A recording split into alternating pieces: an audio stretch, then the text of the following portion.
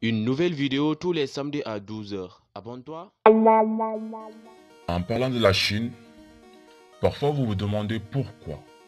Plusieurs spécialistes de l'histoire de la Chine mettent l'accent sur la Chine de 1945 aux années 90.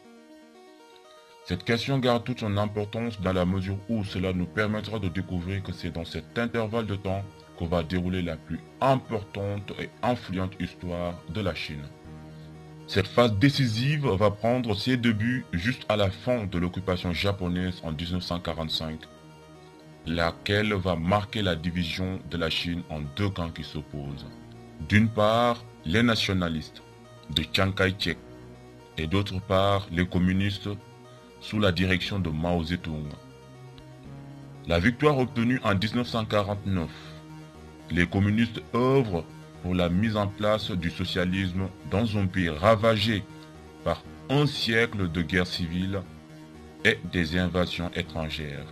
À la mort de Mao en 1976, Deng Xiaoping et les réformateurs lancent le processus de la modernisation de la Chine avec l'application du socialisme de marché.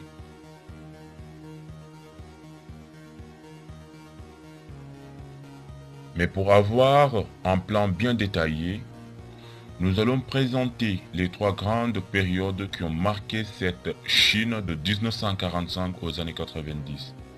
On aura donc au début de la guerre civile à la seconde révolution chinoise. Après va venir la Chine maoïste. Et cette période des années 45 au celle 90 va se clore avec la période des réformes.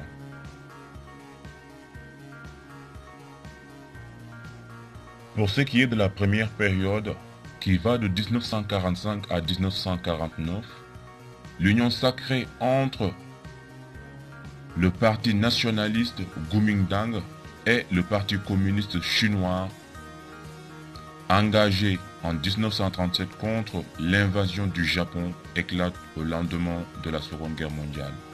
Ainsi, on assiste à la reprise de la guerre civile entre les deux partis malgré la politique de réconciliation menée par les États-Unis. Les nationalistes alliés des États-Unis, mais privés de leur soutien militaire, perdent toute confiance auprès des populations. Elles étaient irritées par la corruption, le népotisme et surtout l'opposition des nationalistes à la réforme agraire. Le Parti communiste chinois était déjà implanté au nord du pays. Il bénéficiait de l'URSS et des masses laborieuses. Affaibli et isolé, le Kuomintang est vaincu le 1er octobre 1949. Chiang Kai-shek et une partie de son armée se réfugient sur l'île de Formose et bénéficient désormais de la protection des États-Unis. C'est dans ce contexte que Mao proclame l'avènement de la République populaire de Chine. Aussitôt, ça va être reconnu par l'URSS et rejeté par les États-Unis. Comme en 1911, la révolution communiste aboutit à la partition de la Chine en deux entités. La première, une Chine insulaire, capitaliste et pro-américaine. Et la seconde est une Chine continentale, communiste et pro-soviétique. La reprise de la guerre civile engendre la révolution communiste chinoise. Cette révolution ouvre l'ère du socialisme maoïste. De 1949 à 1976, Mao et le PCC expérimentent plusieurs voies dans la pratique du socialisme. C'est une période mouvementée par des moments d'entente et de rupture avec le grand frère soviétique, mais aussi des luttes internes et la révolution partisane de Mao et les pragmatiques, sous la direction de Deng Xiaoping. De 1949 à 1952, la Chine amorce des réformes importantes désignées sous le vocable de démocratie nouvelle. Les réformes initiées en 1950 bénéficient du soutien des masses laborieuses et de l'URSS. Mao crée une alliance tacite entre la paysannerie, la classe ouvrière et les classes moyennes.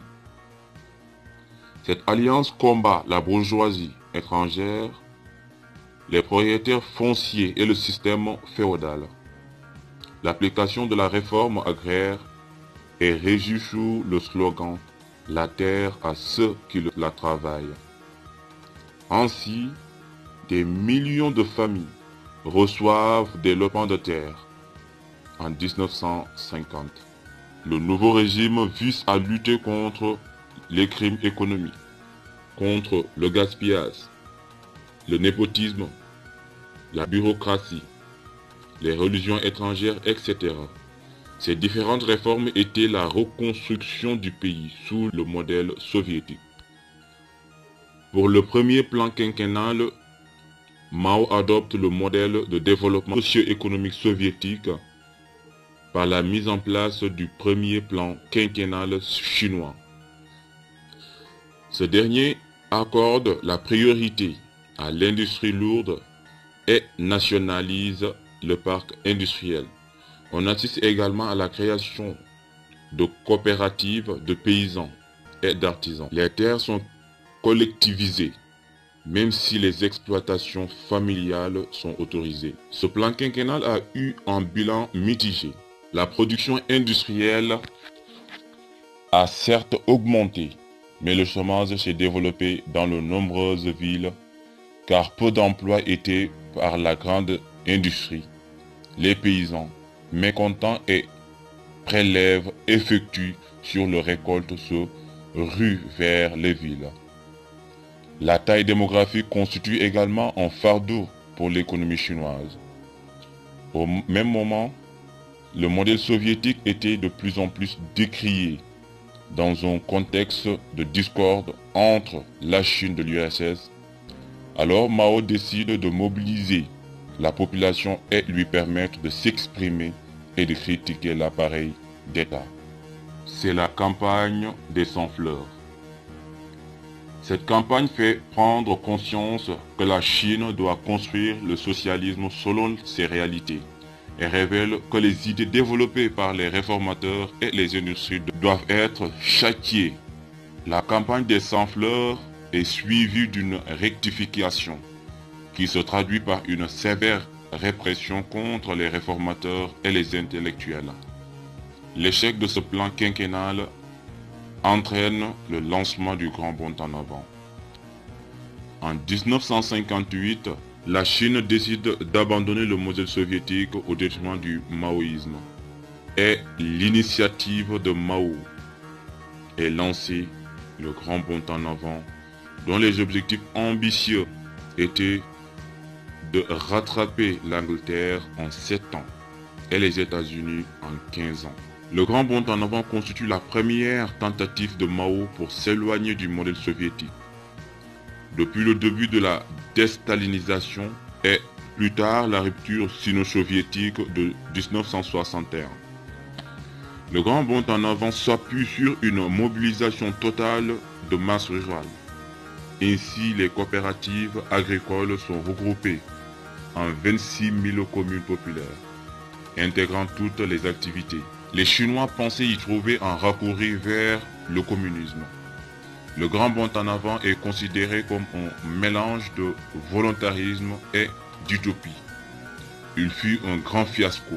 Des calamités naturelles, des erreurs techniques, des défaillances humaines, le ralentissement et l'arrêt de l'aide soviétique ont entraîné une catastrophe économique entre 1956 et 1961.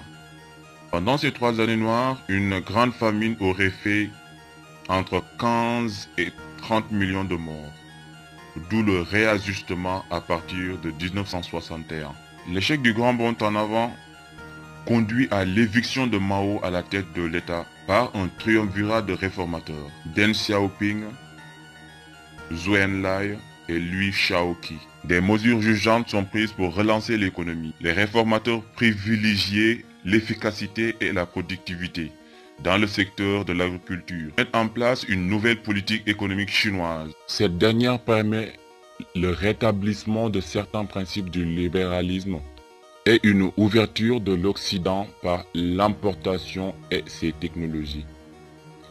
Le choix de ces réformateurs répond au principe de l'expert prime sur le rouge. Durant cette période, le pays progresse dans tous les domaines et se dote de l'arme atomique en 1964. Cependant, les partisans de Mao accusent les réformateurs de capitalistes, de révisionnistes et d'embourgeoisement. Le culte de la personnalité de Mao.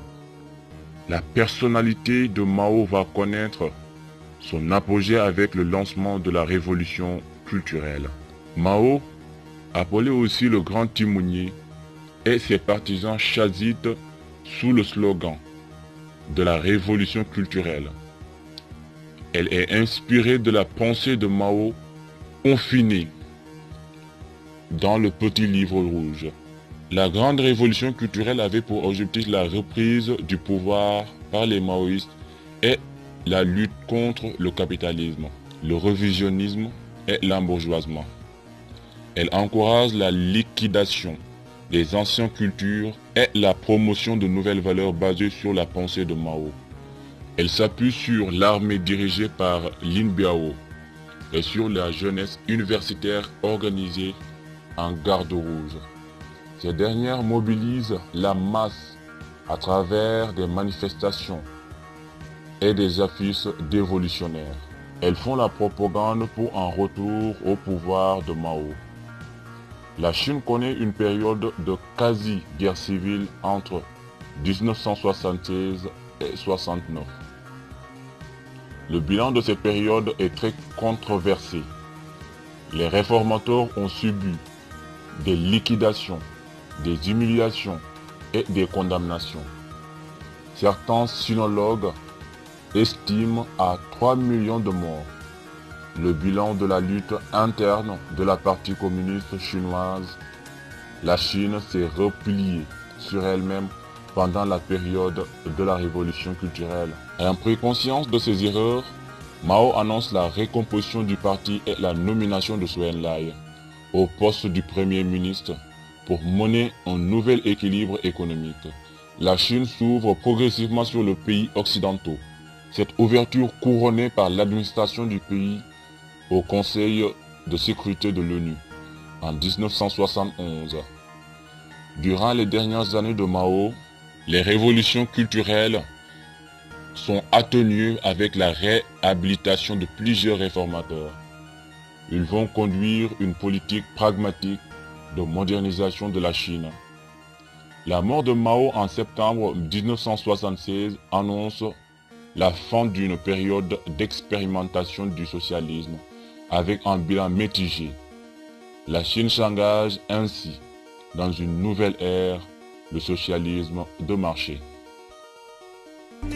Et voilà les amis, c'est tout pour aujourd'hui. Rendez-vous sur une autre vidéo. D'ici là, portez-vous bien.